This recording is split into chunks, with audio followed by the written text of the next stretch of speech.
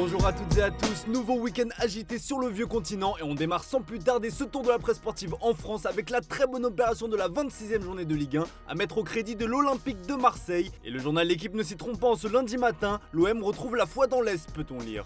Dans un choc au sommet hier face au Stade Rennais, le club phocéen a mis fin à sa semaine chaotique. Une victoire 1-0 face au club breton qui permet aux hommes d'Igor Tudor de respirer et surtout de prendre de l'avance sur ses poursuivants.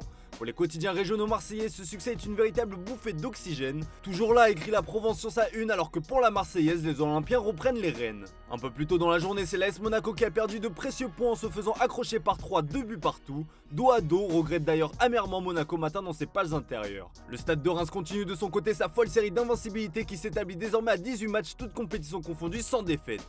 Une victoire 1-0 dans les tout derniers instants du match face à l'ACA qui a fini par craquer, comme l'écrit Corse Matin.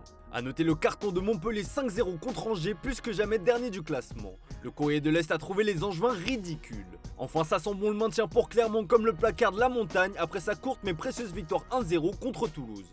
On prend la direction de l'Italie avec le gros choc de cette 25e journée de Serie A qui opposait hier l'AS Roma à la Juventus. En cas de succès, la vieille dame avait l'occasion de continuer sa folle remontée et de croire à une qualification pour l'Europe. Eh bien c'est raté, défaite 1-0 face à des loups voriaces comme le placarde Il Romanista dans son édition du jour.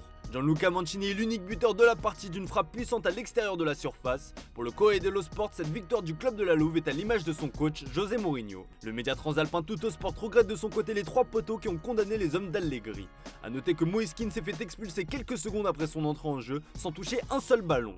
De son côté, l'Inter l'a emporté 2-0 face à Lecce. Lautaro Martinez est mis à l'honneur par la Gazzetta dello Sport. Les Nerazzurri profitent du faux pas du Napoli face à la Lazio pour revenir à 15 points. Gros suspense. Allez, on file en Espagne du côté de la Catalogne où le Barça est plus que jamais leader de la Liga. Grâce à un court mais précieux succès 1-0 face à Valence, les hommes de Xavi sont désormais à 9 points du Real Madrid comme l'écrit fièrement le Mundo Deportivo. Si Rafinha a ouvert le score, c'était une rencontre compliquée pour les Blaugrana. Araujo a vu rouge alors que Ferran Torres a manqué le penalty du break après s'être disputé le ballon avec Ansu Fati pour le tirer.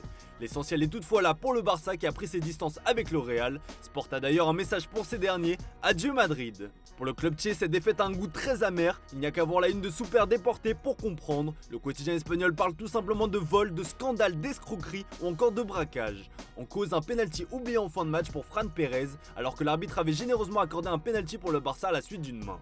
Et vous l'imaginez certainement, chez le voisin madrilène, c'est loin d'être passé inaperçu alors que le Barça est en ce moment lié à un scandale d'arbitrage. Le journal Marca illustre aussi l'action litigieuse et ainsi de suite, écrit le quotidien espagnol.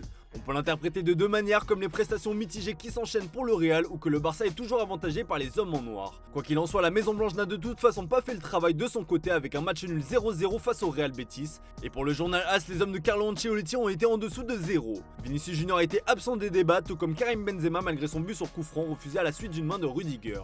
Le site espagnol Marca demande d'ailleurs à parler du cas du 9. Le français n'est plus que l'ombre de lui-même depuis l'acquisition de son ballon d'or, la faute à des blessures à répétition qui ne lui permettent pas de retrouver une forme optimale. À Madrid, on commence déjà à s'activer pour lui trouver un remplaçant digne de ce nom. Allez, on prend la direction de l'Angleterre et ça chauffe ce matin dans le royaume de sa majesté. Hier après-midi avait lieu le derby d'Angleterre entre Liverpool et Manchester United. Eh bien, il n'y a eu aucun suspense puisque les Red Devils ont pris une déculottée historique. 7-0, croyez-le ou non, c'est bien le score que relaye le Daily Mail. 3 doublés ont été inscrits durant la partie. Mohamed Salah, Darwin Nunez et Cody Gakpo se sont amusés avec la défense mancunienne avant que Firmino n'achève les Red Devils.